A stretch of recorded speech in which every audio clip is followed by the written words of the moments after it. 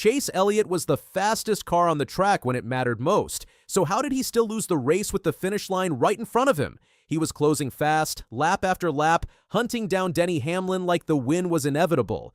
But something in those final moments changed everything. And the difference between victory and second place came down to a detail most people completely missed. Las Vegas Motor Speedway is a track that rewards rhythm and punishes even the smallest mistakes. It looks wide and forgiving, but it demands discipline on every lap. Drivers who find a consistent groove can start gaining time quickly, especially on long runs when tire wear becomes a factor. That is exactly where Elliott began to shine. While others started to fade slightly, his car came alive in the final stretch, giving him the kind of momentum that can turn a quiet run into a late race charge. For most of that final run, Denny Hamlin was firmly in control.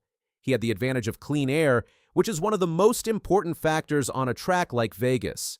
When you are leading, the car handles better, rotates cleaner through the corners, and allows you to manage the race without overdriving. Hamlin used that advantage perfectly. His laps were consistent, his lines were smooth, and he never looked out of position. From the outside, it seemed like the race was his to lose. But then Elliott started closing. It did not happen all at once. It was gradual, almost quiet at first. A tenth of a second here, another there.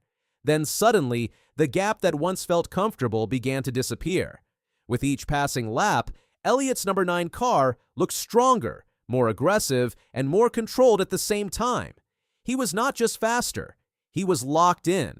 As the laps ticked down, the tension built. The gap dropped under a second, and that is when a race truly changes. At that distance, the leader can no longer ignore the car behind. Every entry into a corner becomes a moment of awareness. Every exit becomes critical. Hamlin could see Elliott in his mirror, getting closer with every lap.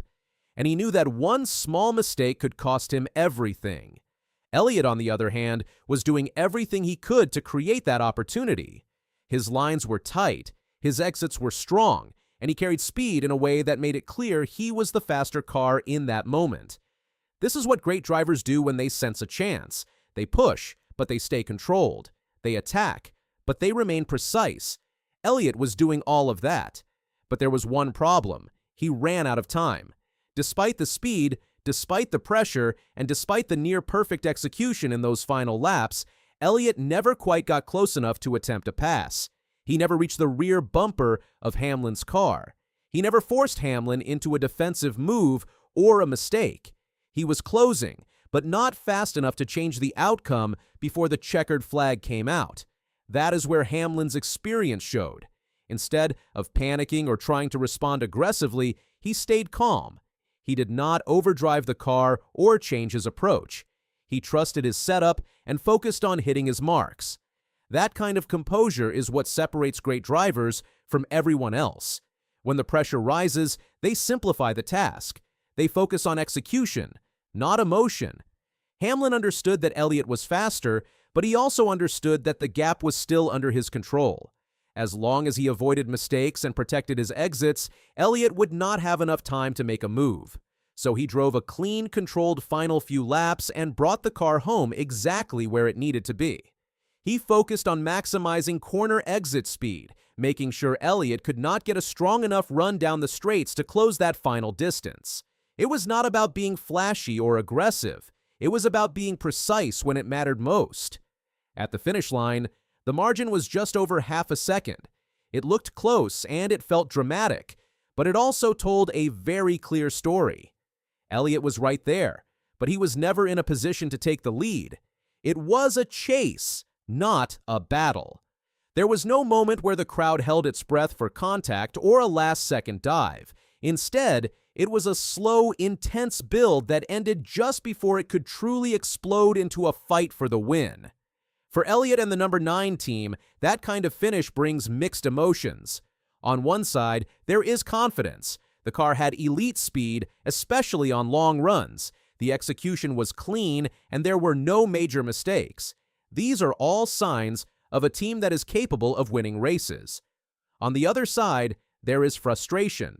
Because when you are that close, you start to realize how small the margin is between finishing second and standing in victory lane. It is the kind of result that proves you belong at the front, but also reminds you that belonging there is not enough.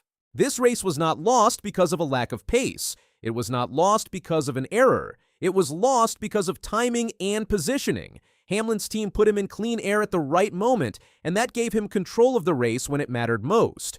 Elliott's team did many things right, but they were just slightly behind in the areas that decide outcomes at this level.